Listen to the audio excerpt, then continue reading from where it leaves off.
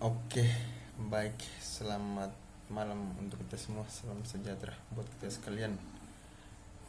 Puji syukur kita aturkan kepada Yang Maha Kuasa karena di tengah pandemi ini dan juga kesibukan KKN yang kami jalani, kami sedikit menyempatkan masih membagi waktu sebaik mungkin untuk melakukan tugas-tugas kami. Perkenalkan, nama saya Ferdianto Karimulai, saya mahasiswa jurusan Sosiologi semester 7 Fakultas Ilmu Sosial dan Ilmu Politik Universitas Nusa Cendana. Di sini saya akan memaparkan sedikit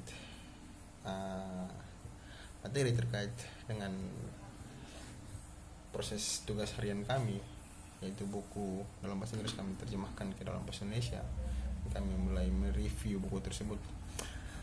Buku tersebut berjudul Politik Konflik Cyber. Ini adalah salah satu fenomena di mana konflik ini dimediasi oleh komputer dan internet. Kita semua tahu, dan dengan kita melihat cara-cara dalam proses penggunaan internet tersebut, itu akan berdampak pada politik, masyarakat, dan budaya kita sendiri, karena kita semua dipaksa untuk memasuki industri 4.0, revolusi industri 4.0, di mana kita semua harus wajib menggunakan yang namanya teknologi, yang terkhususnya komputer dan internet untuk menjalankan aktivitas sehari-hari dan juga pekerjaan sehari-hari. Dalam buku ini terkhususnya dibahas tentang lingkungan teknologi, yaitu kekuasaan, partisipasi, dan demokrasi dalam politik internet, keamanan internet, perang informasi, dan terorisme dunia maya, konflik dunia maya sosial politik seperti gerakan sosial melawan pengembangan pemerintah dan sensor internet di berbagai negara.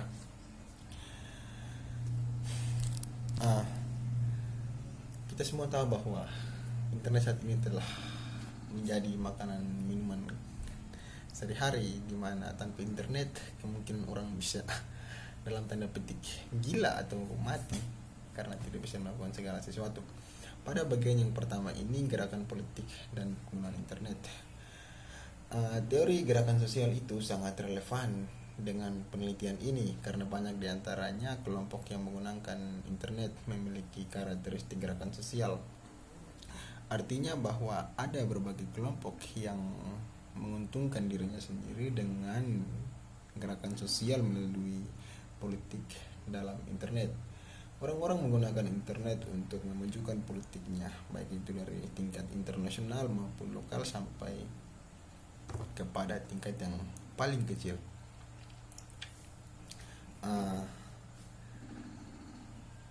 Internet jauh lebih mudah daripada media-media casting. Belum cukup sensor untuk menghalangi penggunaannya oleh berbagai kelompok dan milik pemirsa potensial di seluruh dunia memfasilitasi cara baru yang sukses untuk gerakan sosial untuk menyampaikan pesan kepada audiens yang jauh lebih besar. Artinya dengan internet ini orang mampu menyampaikan apa yang ada dalam pikirannya atau apa yang menjadi tujuan politiknya untuk diterima masyarakat luas, karena internet sekarang ini menjadi salah satu wadah yang sangat penting.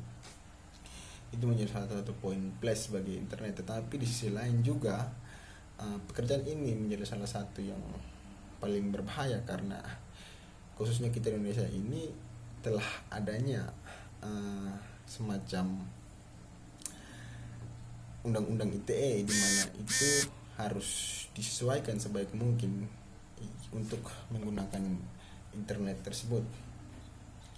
Di sini juga tidak terlepas dari politik internet, demokrasi, partisipasi, kekuasaan, demokrasi dalam politik internet. Artinya di sini dengan adanya undang-undang ITE tadi ada batasan-batasan tertentu bagaimana kita menyampaikan pendapat melalui internet atau menyampaikan pikiran kita melalui internet tersebut, karena bisa-bisa kita terjerat undang-undang tersebut.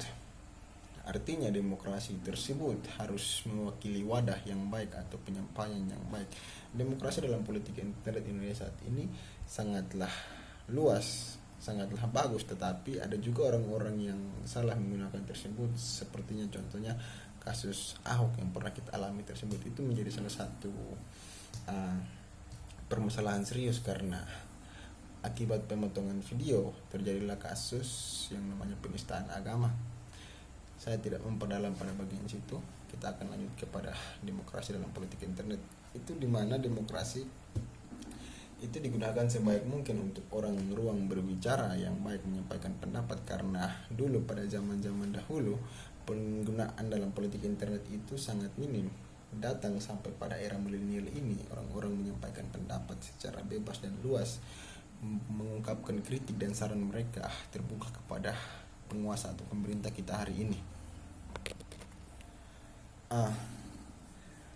Dalam hal kecil yang tadi saya bahas tadi itu, bahwa setidaknya kita sudah mempartisipasikan diri kita untuk bagaimana masuk ke dalam dunia politik, dimana dengan menggunakan akal dan pikiran, atau bagaimana menyampaikan kritik dan saran kita terhadap negara saat ini.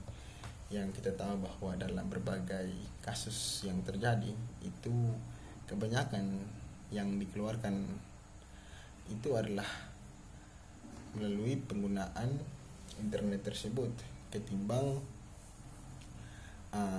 langsung kepada poros pemerintahan seperti demonstrasi-demonstrasi yang dilakukan mahasiswa dan kaum buruh dan tani tersebut.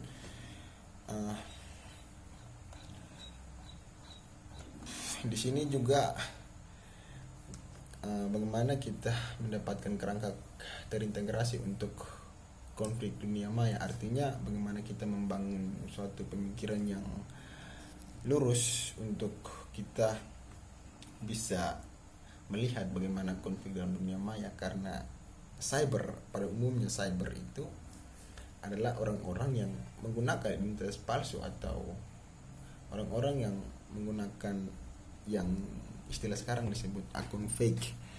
Itu adalah orang-orang yang dengan tujuan-tujuan tertentu untuk merusak atau mempolitisasi atau bagaimana mempropagandakan emosional individu atau kelompok untuk melakukan sesuatu yang bertindak miring. Dan juga cyber di sini juga dijelaskan bahwa adalah orang-orang yang bagaimana mengacaukan sebuah negara atau meretas sebuah negara, meretas sebuah situs negara untuk kelancaran kepentingan mereka. Contohnya di Indonesia ada yang namanya Anonymous, itu dimana orang-orang tersebut melancarkan serangan-serangan seperti kasus baru-baru yang melibatkan China dan Indonesia di perairan laut. Itu sangat kental sekali, dimana orang-orang cyber menyerang situs-situs pemerintahan China. Ini juga menjadi salah satu upaya bagaimana pemerintah menangani ini, karena dalam dunia sekarang ini harus membutuhkan berbagai orang-orang yang pemikirannya jenius tentang komputer untuk bisa mengidentifikasi orang-orang yang melakukan tindakan peretasan atau yang kita sebut dengan cyber, atau yang biasa kata dunia sekarang atau anak-anak muda sekarang itu lihat hacker.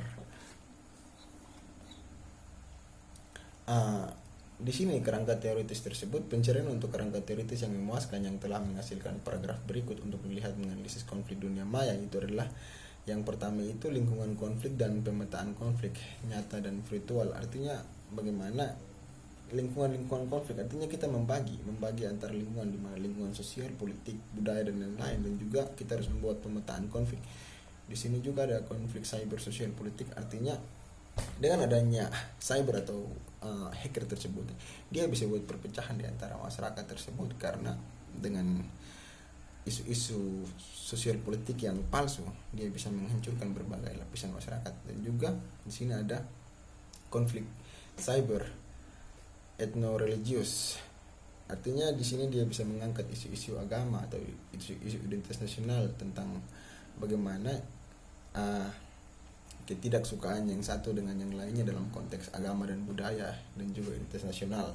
Di sini juga internet sebagai media, artinya media menyampaikan pendapat, menganalisis wacana dan juga membangun hubungan sosial yang satu dengan yang lainnya.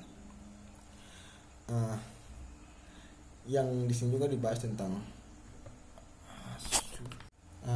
tentang lingkungan konflik cyber, perang informasi atau peretas. Artinya ada dalam lingkungan konflik cyber itu terjadi perang informasi di mana yang satu negara mempertahankan posisinya atau mempertahankan data-datanya, yang satunya juga bagaimana mempertahankan data-datanya, juga membobol situs-situs lain untuk bagaimana mendapatkan informasi untuk meningkatkan politik mereka. Artinya yang disebut dengan peretas atau hacker tersebut, di sini orang-orang tersebut kadang tidak diperlihatkan oleh negara atau orang-orang yang punya organisasi sendiri, tidak diperhatikan oleh negara, sehingga mereka membuat berbagai bentuk kesalahan-kesalahan atau membobol berbagai situs untuk mendapatkan pekerjaan. Artinya di sini pemerintah harusnya baik mungkin melihat situasi dan kondisi sosial orang-orang tersebut sehingga bisa dipekerjakan untuk membangun kualitas ekonomi atau politik suatu negara dengan berbagai pengamanan dan juga peretasan orang-orang memblokir orang-orang yang melakukan peretasan tersebut. Mungkin sekian saja video singkat dari saya ucapkan terima kasih. Selamat malam.